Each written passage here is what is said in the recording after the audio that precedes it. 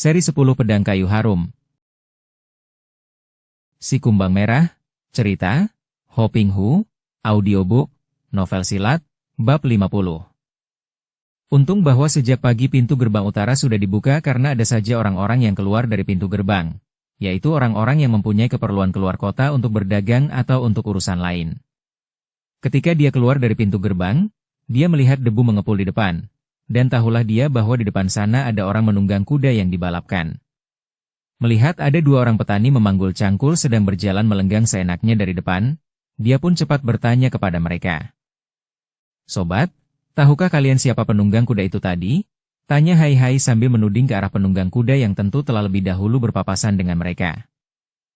"Ah, dia adalah Tan Chiang Kun," kata seorang di antara mereka. Mendengar ini, dengan girang Hai Hai melompat kemudian berlari cepat seperti terbang meninggalkan dua orang petani itu sesudah mengucapkan terima kasih. Dua orang petani itu berdiri bengong memandang sebab selama hidup mereka belum pernah melihat orang berlari secepat itu. Hai Hai tidak tahu bahwa dua orang petani itu saling pandang sambil tersenyum, dan seorang di antara mereka menjulurkan lidah. "Wih, lihai dan berbahaya sekali orang itu." Hai Hai mengerahkan seluruh tenaganya untuk mengejar penunggang kuda di depan. Karena debu mengepul tebal dia tidak dapat melihat kuda berikut penunggangnya. Akan tetapi debu itu yang menunjukkan kemana penunggang kuda itu pergi. Ketika penunggang kuda itu mendaki bukit dan sampai di lereng yang berhutan, debu pun menghilang karena jalan yang dilalui kini berumput. Hai Hai terpaksa menghentikan larinya ketika dia tiba di luar hutan. Dia kehilangan jejak. Memang dapat saja dia melacak jejak kaki, akan tetapi hal itu akan memakan waktu lama dan tentu orang yang dikejarnya itu sudah pergi jauh. Dia tidak dapat terlalu lama pergi, karena Mayang akan menanti dan akan merasa khawatir. Bagaimanapun juga dia sudah tahu ke arah mana Tan Chiang Kun itu pergi. Kini dia akan kembali ke rumah penginapan lebih dulu, lalu mengajak Mayang untuk kembali ke tempat ini, mencari sampai berhasil menemukan bekas perwira Tang untuk menanyakan apakah bekas perwira itu mengenal perwira Tang muda yang mengaku putra Ang Hongchu. Dia lalu menuruni lereng bukit itu dan kembali ke kota raja. Matahari sudah naik tinggi ketika Hai Hai tiba kembali di rumah penginapan Hok Likoan. Dia segera menghampiri kamar Mayang dan merasa heran ketika melihat pintu kamar itu masih tertutup. Begitu lelahkah adiknya itu sehingga sesiang itu belum juga bangun? Dia mengetuk daun pintu kamar itu sambil memanggil-manggil, akan tetapi tidak ada jawaban. Seorang pelayan losmen itu yang malam tadi menerima mereka, menghampirinya. Percuma diketuk, Kongcu. Xiao Chia tidak berada di dalam kamar. Tidak berada di dalam kamarnya? Lalu ia kemana? Tanya Hai Hai sambil memandang ke kanan kiri untuk melihat kalau adiknya berada di dekat situ. Entah kemana, Kongcu. Tadi ia duduk di depan kamar, lalu datang seorang tamu, bicara dengan Xiao Chia kemudian mereka pergi tergesa-gesa meninggalkan rumah penginapan. Apakah dia tidak meninggalkan pesan? Xiao Chia sendiri tidak meninggalkan pesan. Akan tetapi baru saja sebelum Kongcu datang, tamu yang tadi mengajak Xiao Chia pergi, datang lagi dan menyerahkan sesampul surat agar saya berikan kepada Kongcu. "Apa? Cepat serahkan suratnya itu kepadaku." Hai Hai berseru dan hatinya mulai terasa tidak nyaman. Setelah pelayan itu menyerahkan sepucuk surat dalam sampul, Hai Hai cepat membuka sampulnya kemudian dibacanya kertas yang mengandung tulisan yang rapi dan indah itu. Singkat saja bunyinya, singkat namun membuat jantungnya berdebar penuh ketegangan. "Tang Hai, kalau ingin bicara tentang Nona Mayang, silakan datang sendiri ke tempat kami." "Hohan Pangcu, celaka?" Demikian teriak Hai Hai di dalam hatinya. Kini semuanya jelas baginya, dia telah terjebak. Dia seperti seekor harimau yang dipancing keluar meninggalkan sarang. Orang sengaja memancingnya supaya menjauhi rumah penginapan itu dan sementara dia pergi jauh, Mayang juga keluar dan tentu sudah ditangkap. Betapapun lihainya gadis itu, tentu dia dapat ditawan kalau dikeroyok, apalagi kalau lawan-lawannya berkepandaian tinggi. Dia lalu membayangkan kembali apa yang telah dialaminya sejak pagi tadi. Tukang kebun rumah penginapan itu. Dia yang pertama melempar umpan untuk memancingnya, dengan mengatakan di mana rumah Tan Chiang Kun. Kemudian pelayan di gedung tempat tinggal Tan Chiang Kun dulu memancingnya dengan memberitahukan bahwa Tan Chiang Kun baru saja lewat berkuda. Dan dua orang petani yang ditanyainya mengenai penunggang kuda yang lewat. Mereka semua memancing sehingga dia semakin jauh meninggalkan rumah penginapan, meninggalkan Mayang seorang diri. Dia memandang keluar dan melihat seorang tukang kebun sedang mencabuti rumput di taman pekarangan. Orangnya masih muda, jelas bukan tukang yang dibantunya pagi tadi dan ditanyainya tentang perwira Tang. Diakah tukang kebun di rumah penginapan ini? Dia bertanya kepada pelayan itu sambil menunjuk ke arah orang yang bekerja di pekarangan. Pelayan itu memandang keluar, lalu mengangguk. Benar, Kongcu, dia Kia tukang kebun kami. Selain dia apakah ada tukang kebun lain? Yang lebih tua? Pelayan itu menggelengkan kepalanya. Tidak ada lagi, Kongcu. Jelas bahwa orang tua pagi tadi adalah tukang kebun palsu, atau diselundupkan dan menyamar sebagai tukang kebun. Tentu dia adalah anggota Ho Han Pang. Sobat, tolong beritahukan, di mana adanya pusat perkumpulan Ho Han Pang? Pelayan itu tidak nampak heran. Nama Ho Han Pang sudah terkenal sekali di seluruh kota raja dan banyak sudah tamu-tamu yang menanyakan tempat itu. Banyak tokoh Kang Ou berkunjung ke sana. Kongcu keluar kota raja melalui pintu gerbang utara. Di luar kota terdapat sebuah bukit dan di sanalah pusat Ho Han Pang. Belum habis dia bicara, Hai Hai sudah berkelebat lenyap dari situ. Hai Hai sudah tahu di mana dia harus mencari Mayang. Kiranya penunggang kuda tadi adalah orang Ho Han Pang pula, dan tentu di sana pula sarang perkumpulan Ho Han Pang itu. Akan tetapi dia masih menduga-duga dengan hati mengandung keheranan. Mengapa Ho Han Pang memusuhinya? Dan bagaimana pula mereka itu dapat mengenalnya, mengenal namanya? Apa yang sudah terjadi dengan Mayang? Pagi hari itu dia terbangun dan melihat betapa sudah ada sinar matahari pagi membayang pada tirai dan kaca jendela. Dia lalu pergi ke kamar sebelah, kamar Hai Hai. Akan tetapi ternyata kakaknya tidak berada di kamarnya. Selagi dia termangu dan menduga-duga kemana kakaknya pergi, tiba-tiba pelayan rumah penginapan datang menghampiri. Selamat pagi, Nona. Selamat pagi. Paman, di mana kakakku? Pagi-pagi sekali dia telah pergi, Nona. Dan ada seorang tamu yang sejak tadi menunggu Nona keluar dari kamar. Dia bilang ada urusan penting sekali. Tamu? Aku tidak mempunyai kenalan di sini, Mayang berkata ragu. Entahlah, Nona, tetapi dia bilang ada urusan yang penting sekali dan ada hubungannya dengan kakakmu. Suruh dia masuk, kata Mayang begitu mendengar bahwa tamu itu datang untuk bicara tentang Hai Hai. Tamu itu seorang laki-laki yang usianya sudah 50 tahunan dan sikapnya lembut. Wajahnya pun bukan wajah orang jahat dan agaknya boleh dipercaya. Begitu bertemu dia langsung mengangkat kedua tangannya dan berkata, Nona, saya datang membawa pesan dari kakakmu, akan tetapi dia hanya menyuruh saya datang menemui Nona di sini dan mengatakan bahwa kakakmu sudah dapat menemukan jejak dan Nona diminta menyusulnya ke sana sekarang juga. Mayang mengerutkan alisnya. Bagaimana aku dapat percaya tentang kebenaran omonganmu? Kita tidak saling mengenal dan... Nona, hal itu sudah saya katakan kepada Tang Tai Hiap kakakmu, akan tetapi dia hanya mengatakan bahwa dia bersama Nona sedang melakukan penyelidikan tentang seorang perwira Syekh Tang di kota raja dan bahwa kini dia sudah mendapatkan jejaknya maka dia minta agar Nona secepatnya menyusul ke sana. Di mana dia? Saya akan menjadi penunjuk jalan, Nona. Di sebelah timur kota raja dan... Baiklah, mari kita pergi.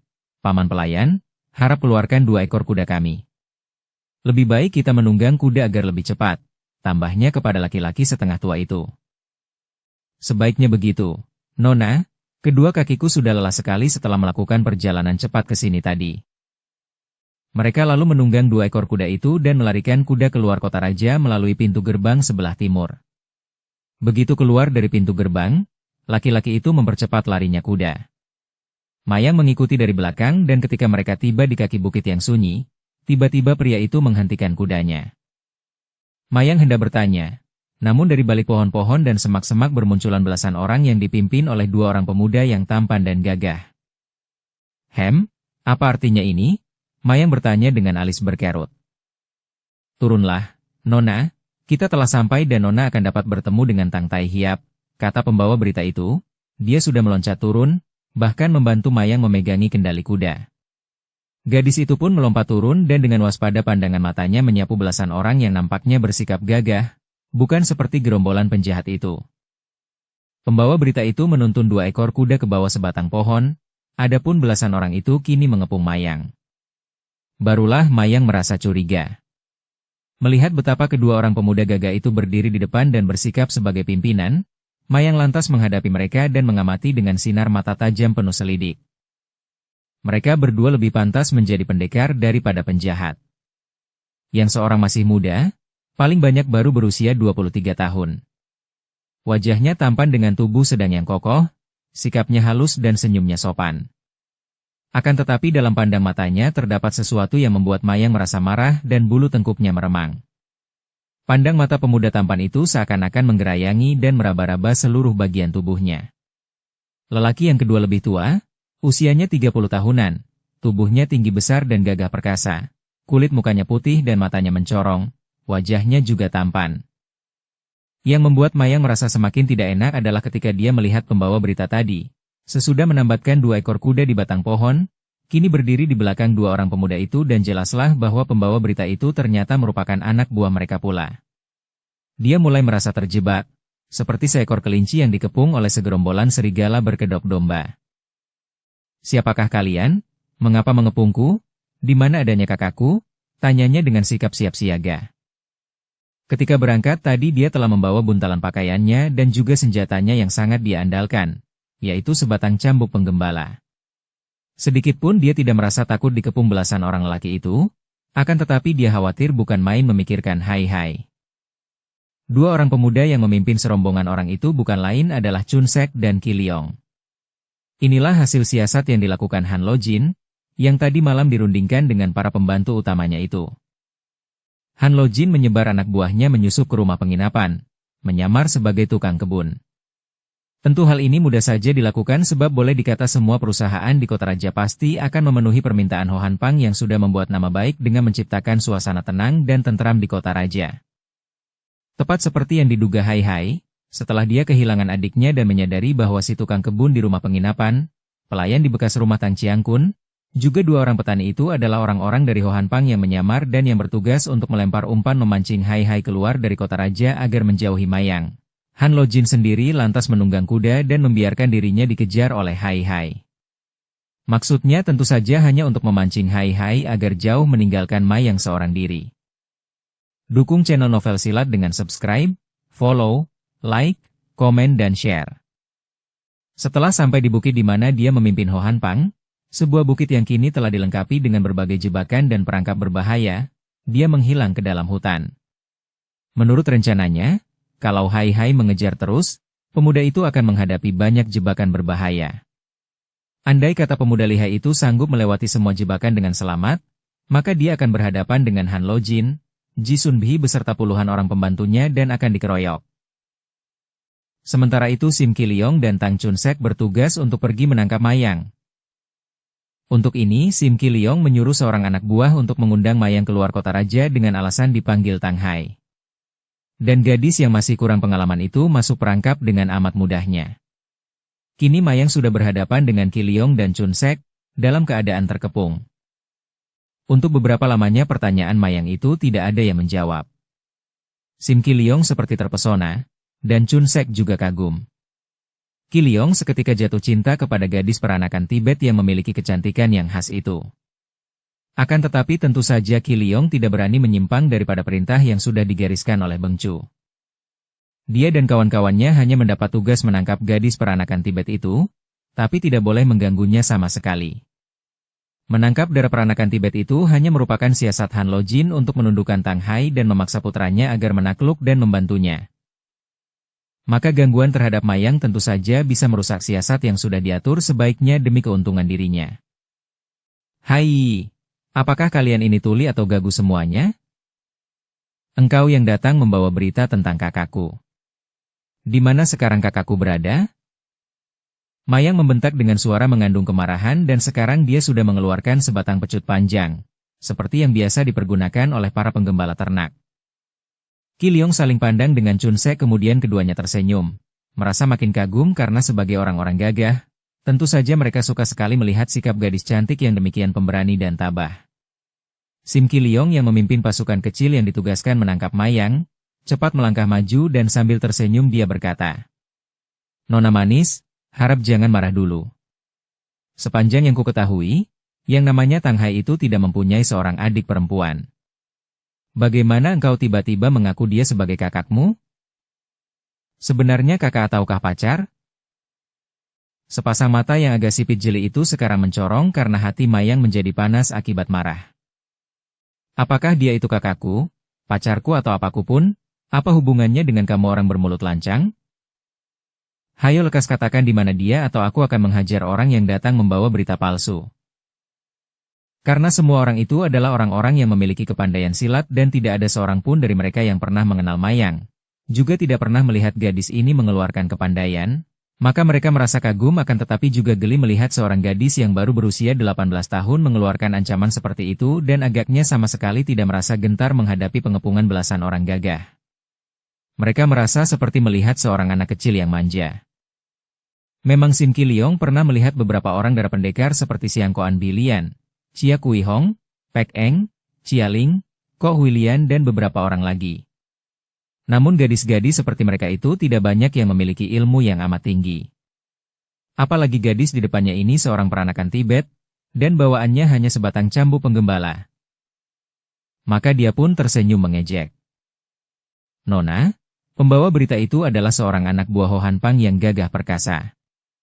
Jangan kau samakan seperti seekor kambing yang bisa kau hajar dengan cambukmu itu. Semua orang tertawa mendengar ini, juga lelaki setengah tua yang tadi membawa berita kini tersenyum mengejek. Dia pun tentu saja tidak takut kepada gadis Tibet itu, apalagi di situ terdapat banyak temannya dan dua orang pimpinan Ho Han Pang yang amat lihai. Nona kecil, kalau aku tidak mengatakan di mana adanya kakakmu, habis engkau dapat berbuat apa? Ingin aku melihat bagaimana engkau akan menghajarku dengan cambuk itu, hahaha. Dan semua orang pun tertawa geli. Sepasang mata Mayang bagaikan mengeluarkan kilat saking marahnya, namun sikapnya tetap tenang ketika dia melangkah maju. Baik, kalian lihat bagaimana aku menghajarnya. Baru saja ucapannya itu habis, segera nampak sinar berkelebat dibarengi suara ledakan 3 kali. Tar, tar, tar. Ada sinar menyambar-nyambar ke arah pembawa berita tadi yang menjadi terkejut dan mencoba untuk mengelak. Akan tetapi sia-sia saja. Sinar yang menyambar itu terlampau cepat baginya, dan setelah 3 kali mukanya kena tersambar, dia terhuyung ke belakang, lantas menutupi muka dengan kedua tangan dan merintih-rintih. Sementara itu Mayang sudah menarik kembali cambuknya dan kini berdiri sambil tersenyum mengejek, sikapnya tenang sekali. Sim Ki Leong melompat ke dekat pembawa berita yang menutupi mukanya dengan kedua tangan sambil mengadu-adu itu. Dia menangkap dan menarik 2 tangan itu sehingga mukanya kini nampak dan semua orang mengeluarkan seruan tertahan. Ternyata 3 kali ledakan pecut itu telah mengakibatkan wajah itu menderita hebat sekali. Lecutan pertama menyayat kulit muka hingga membuat guratan melintang. Lecutan kedua membuat guratan membujur, 2 guratan silang yang mengeluarkan darah, dan lecutan ketiga membuat bukit hidung itu hancur sehingga rata dengan pipi. Kini berubahlah pandang mata semua orang terhadap gadis Tibet itu. Sim Ki Leong sendiri lalu melangkah maju menghadapi Mayang dan menatap wajah gadis yang sikapnya amat tenang itu dengan sinar mata kagum sekali, akan tetapi juga penasaran. Kiranya engkau mempunyai sedikit ilmu memainkan cambuk, Nona. Tidak perlu banyak cakap lagi. Katakan di mana kakakku, jika tidak maka terpaksa aku akan menghajar kalian semua seperti sekumpulan kerbau tolol. Mayang cepat memotong ucapan Sim Ki Leong. Merah kedua telinga pemuda ini karena dia dimaki di depan banyak anak buah Ho Han Pang. Kesenangannya terhadap wanita cantik tidaklah sebesar keangkuhan dirinya, maka makian seorang gadis secantik Mayang pun membuat perutnya terasa panas sekali. Akan tetapi dia masih merasa terlampau tinggi untuk turun tangan sendiri menangkap seorang gadis remaja. Tangkap bocah ini akan tetapi jangan sampai melukainya. Kepung dan tangkap, lantas belenggu kaki tangannya, bentak Sim Ki Leong memberi aba-aba. Belasan orang anak buah Ho Han Pang itu seperti mendapat perintah yang benar-benar menyenangkan. Mereka itu dengan gembira bergerak maju mengepung ketat dan hendak berlomba agar dapat lebih dulu meringkus tubuh gadis yang denok manis itu. Melihat betapa belasan orang yang mengepungnya itu sudah mulai bergerak dengan 2 tangan dijulurkan hendak mencengkeram dan menangkapnya, dengan cepat Mayang lalu menggerakkan cambuknya. Ujung cambuk itu berputar-putar sehingga ujung itu bagaikan berubah menjadi belasan banyaknya, sambil terdengar suara meledak-ledak dan mencicit saking cepatnya cambuk itu bergerak. Ujung cambuk itu mematuk, menyengat, melecut dan para pengeroyok itu jatuh bangun, mengadu-adu karena lecutan cambuk itu sungguh sangat nyeri. Di bagian tubuh mana saja ujung cambuk mematuk, tentu kulit menjadi pecah berdarah hingga terasa panas dan perih. Karena mereka tidak dibenarkan menggunakan senjata, tidak boleh melukai, hanya maju dengan tangan kosong, maka kini mereka menjadi gentar dan mereka pun mundur menjauhkan diri dari jangkauan cambuk yang panjang. Marahlah Sim Ki Leong. Dia memberi tanda dengan mata kepada Chun Sek dan dua orang pemuda ini lalu meloncat ke depan dan menggerakkan tangan hendak menangkap lengan Mayang. Wutut! Mayang terkejut ketika merasa betapa ada angin pukulan yang sangat kuat, dan tangan pemuda tinggi besar itu dari samping menyambar ke arah pundaknya. Karena tangan itu mengandung tenaga yang sangat dahsyat, Mayang cepat menangkis dengan tangan kiri sambil menggerakkan cambuknya menghantam dari atas ke arah kepala lawan. Duk! Tar! Mayang mengeluarkan teriakan kecil ketika merasa tubuhnya tergetar dan terhuyung oleh pertemuan lengannya yang menangkis. Dia tidak menyadari bahwa pemuda tinggi besar itu adalah Tan Chun Sek, murid dari Qing Ling Pai yang sudah menguasai tenaga Tian Te Sin Chiang, tenaga sakti langit bumi. Akan tetapi gadis ini lihai, dan meskipun pertemuan tenaga itu membuat dia terhuyung ke belakang, tetapi tetap saja cambuknya menyambar dan melecut ke arah kepala Tan Chun Sek yang tadi menyerangnya. Chun Sek terkejut, cepat miringkan kepalanya, namun ujung cambuk itu masih sempat mencium dan mencabik ujung pita rambutnya. Dengan marah Chun Sek lalu menerjang dan kini dia menyerang dengan pukulan dari ilmu silat Hai Kek Sin Kun.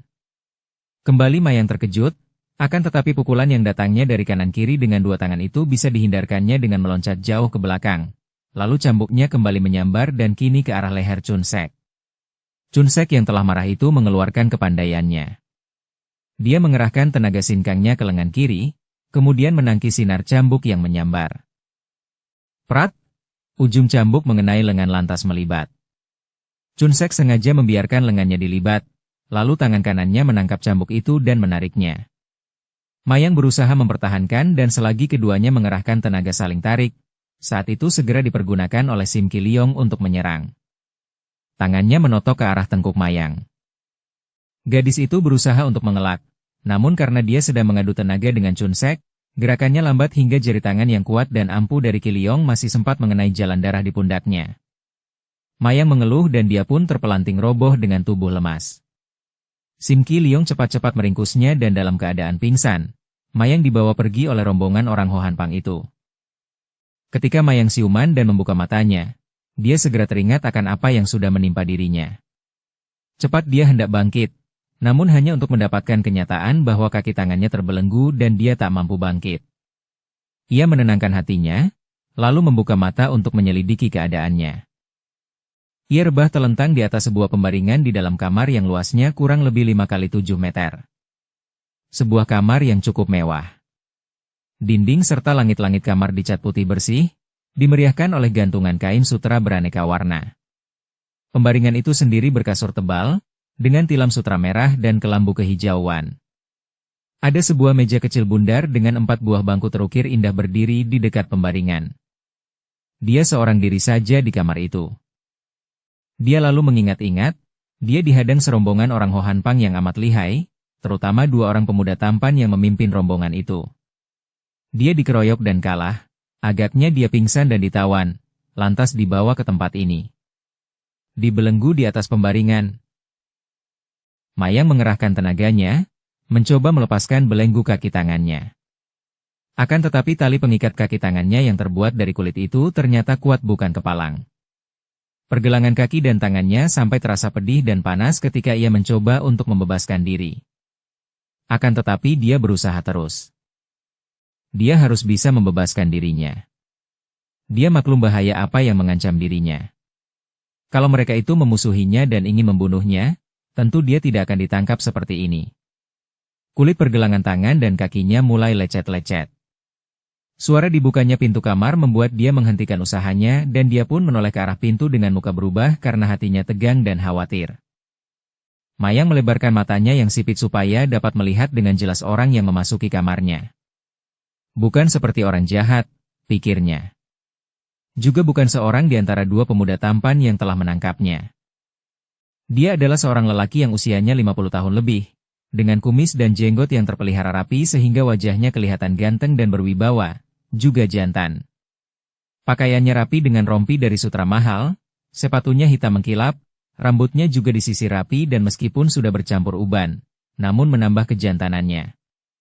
Sepasang matanya bersinar-sinar tajam, mulutnya terhias senyum. Wajah seorang lelaki yang jantan dan matang, wajah lelaki yang menarik hingga menimbulkan rasa suka dan percaya. Dan ketika dia bicara, suaranya juga lembut dan dalam, suara yang berwibawa. Nona, percuma saja engkau mencoba untuk melepaskan diri. Tali belenggu itu terlampau kuat sehingga hanya akan membuat kulit lengan dan kakimu lecet-lecet. Mayang memandang kepada laki-laki itu dengan kedua alis berkerut. Siapakah engkau? Dan kenapa aku ditawan? Laki-laki itu tersenyum, kemudian menghampiri dan duduk di tepi pembaringan sehingga tubuhnya menyentuh tubuh Mayang. Gadis itu mencium bau harum cendana keluar dari orang itu. Nona, engkau manis sekali. Sebenarnya kami tidak mempunyai permusuhan denganmu. Aku adalah Hohan Pangcu, juga Bengcu, pemimpin dari dunia Kang Ou. Engkau kami tawan untuk mengundang kakakmu ke sini. Hai Koko, benar, Tang Hai. Nasibmu akan ditentukan berdasarkan sikapnya. Bila dia mau berbaik dengan kami, tentu engkau akan segera dibebaskan, bahkan engkau juga dapat menjadi anggota kehormatan kami. Tapi, Nona, bagaimana engkau dapat menjadi adik Hai Hai? Setahuku dia tidak mempunyai seorang adik perempuan. Mayang mengerutkan kedua alisnya. Ternyata dia ditangkap untuk memancing Hai Hai. Kakaknya berada dalam bahaya. Dia tidak tahu siapa orang ini, akan tetapi tentu sangat lihai, maka tidak perlu dia menceritakan keadaan dirinya dan apa hubungannya dengan Hai Hai. Dia tidak boleh bersikap lancang, apalagi kini kakaknya terancam bahaya. Kalau engkau tidak mau membebaskan aku tidak sudi bicara lagi denganmu, kata Mayang dan dia pun membuang muka. Han Lojin tersenyum, senang dia melihat gadis yang memiliki kecantikan khas ini. Selain wajahnya cantik manis, juga bentuk tubuhnya padat dan indah menggairahkan. Ditambah lagi sikap yang begitu tabah, pemberani dan penuh semangat. Seorang wanita pilihan dan jelas wanita seperti ini membangkitkan gairahnya. Tidak ada untungnya bagimu bersikap angkuh, Nona. Ketahuilah bahwa Hohan Pang adalah perkumpulan para pahlawan, dan aku bukan orang jahat. Kalau kakakmu itu suka membantu perjuangan kami dalam mengamankan negara, maka dia akan menjadi pembantu utamaku. Engkau juga akan kuangkat menjadi kepala pelayan dan pengawal pribadiku. Aku tidak sudi, dan Haiko tentu tak sudi pula menjadi pembantumu. Pergilah dan tidak usah merayu. Mau aku melihat mukamu. Mayang sengaja bersikap kasar dan menghina agar lelaki itu marah dan kehilangan gairah yang membayang di matanya, dan meninggalkan dia sendiri. Akan tetapi Mayang tidak tahu dengan laki-laki macam apa dia berhadapan. Makin galak dia, semakin berkobar pula gairah birahi Han Lojin. Pria setengah tua ini pada hakikatnya sangat membenci wanita yang disebabkan oleh dendam sakit hati. Dia tidak pernah dapat mencinta wanita. Yang ada hanya nafsu birahi dan nafsu menyiksa, mempermainkan. Mula-mula wanita dirayunya sampai benar-benar bertekuk lutut dan sangat mencintanya. Setelah melihat wanita itu mencintanya setengah mati, lalu dia tinggalkan begitu saja. Dia patahkan hatinya, dia hancurkan perasaannya. Dan dia akan meninggalkan wanita yang menangisinya itu sambil tertawa bergelak, dengan hati amat puas.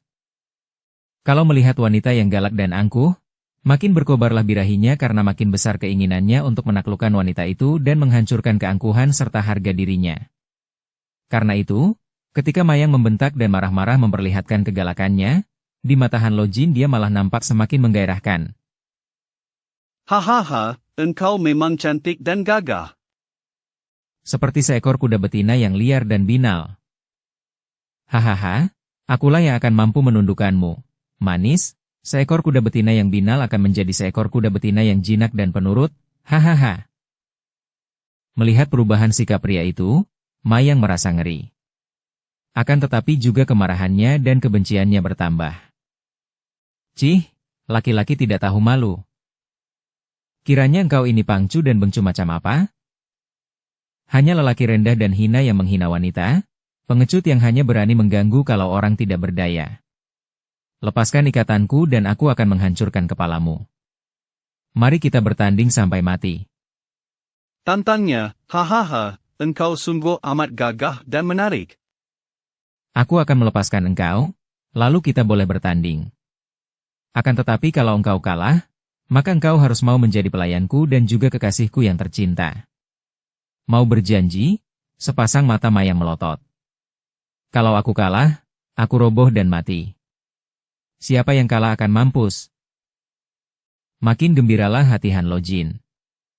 Haha, mari kita main-main sebentar kalau begitu, akan tetapi bukan di sini tempatnya. Dengan cepat sekali tangannya lantas bergerak, jari-jari tangannya menotop jalan darah di bawah tengkuk dan Mayang seketika lemas. Dia tadi miringkan tubuh ketika membuang muka, maka mudah saja terkena totokan. Dia tak mampu menggerakkan kaki tangannya dan Han Lojin telah melepaskan belenggu kaki tangannya, lalu memondong tubuhnya dan dibawa keluar dari kamar. Mayang membuka mata memperhatikan keadaan. Dengan ringannya lelaki setengah tua itu memondongnya seolah-olah dia seorang anak kecil, lalu membawanya menuruni anak tangga, menuju ke ruangan bawah tanah. Sebuah pintu besi terbuka sendiri, agaknya ada alat rahasianya di situ dan dia pun dibawa masuk ke sebuah kamar. Kamar ini luas dan mewah. Terdapat sebuah pembaringan besar yang nampaknya cukup untuk ditiduri 10 orang. Dan di sana terdapat pula meja besar dengan belasan buah kursi. Kamar itu luasnya sama dengan 5 kamar biasa yang dijadikan satu. Dipasangi lampu penerangan siang malam, walaupun ada sedikit sinar matahari turun dari sebuah lubang berterali baja di atas sana. Lantainya ditilami dengan permadani hijau. Kamar itu dilengkapi pula dengan sebuah kamar mandi yang lengkap. Sungguh sebuah kamar yang besar dan mewah sehingga amat enak ditinggali. Bersambung ke bab 51. Dukung kami dengan subscribe, follow, like, komen dan share. Terima kasih.